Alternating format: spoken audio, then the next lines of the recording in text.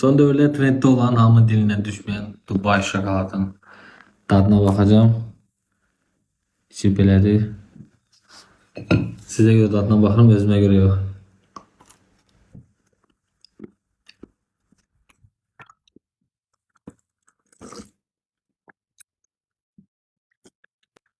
Dadı lezzetli ama bence çok şişirdiler.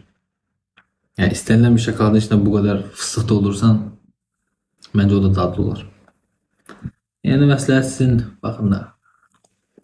Fərqli dadlar xoşlamaq istəyirsə tam sizə görə bir dənə reseptdir. Dondurulmuş qarpızı renderdən keçirirsiniz, blenderdən keçirə bilərsiniz. Üzərinə 1 ədəd limonu doğrayıb qəşəng üzərinə sıxırsınız. Tam tumlarını təmizləməyi yaddan çıxartmayın.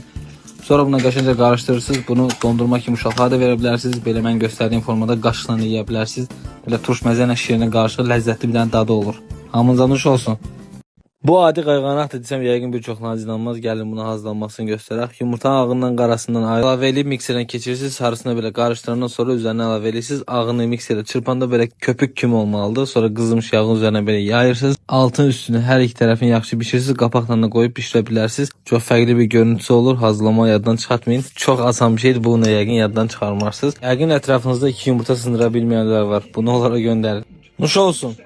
Kürüsünün qiyməti 2000 dollardan yuxarı olan Sovet vaxtında demək olar ki, hamının tez-tez yediyi bir balıq olan asatrin, nərə kimi adlandırılan bu balığı hazırladım bu dəfə. Çox bir şey eləmədim. Duz, istiot, yağ üzərinə qəşəng marinat eləyib bunu duxovkada yaxşıca qızartdım. 200 dərəcədə üstü qıpqırmızı olana kimi saxladım. Çox super ləzzətli və faydalı bir balıqdır. Kiloqramı 30 manatdan başlayır, 120-yə kimi var. Nuş olsun.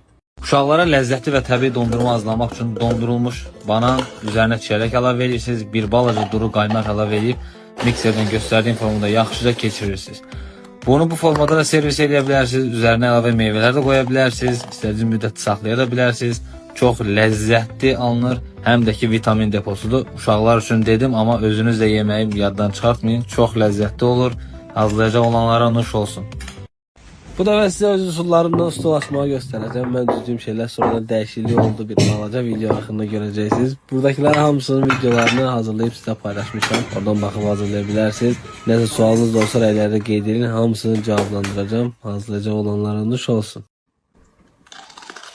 Qışda hamımızın mütləq yeməli olduğu bu soğan turşusunu İnci xanımda görmüşdüm. Dedim mən də hazırlayayım. Soğanlar soyub üstünü duzlu bir gün gözlətdiyim acı suyu çıxsın. Ədviyyatları istifadə edədiyim aşağıda hamısını yazacağım. Üzərə 1 qaşıq duz tökdüm, 2 qaşıq alma sirkəsi tökmüşəm. Bunlar üzərinə soyuq su töküb ağzına bərk bağlayıb tərsinə çevirib saxlayırsınız. 2 gündən bir çevirsəz yaxşı olar. Minimal 2 həftə qalanda qalmağı məsləhətdir. Bunu belə istifadə edin. Tam belə yetişmiş şəkildə olur. Videoda gələn səslər çıxmaq istəyirsinizsə mütləq bunu gözlətməlisiniz.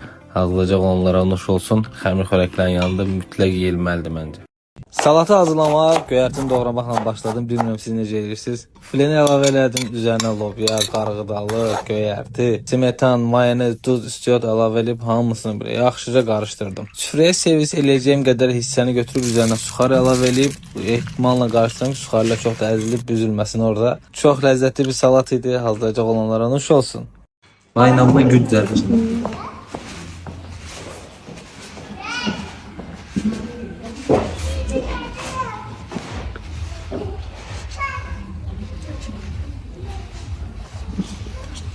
Ya. Öğrendi o. Ha?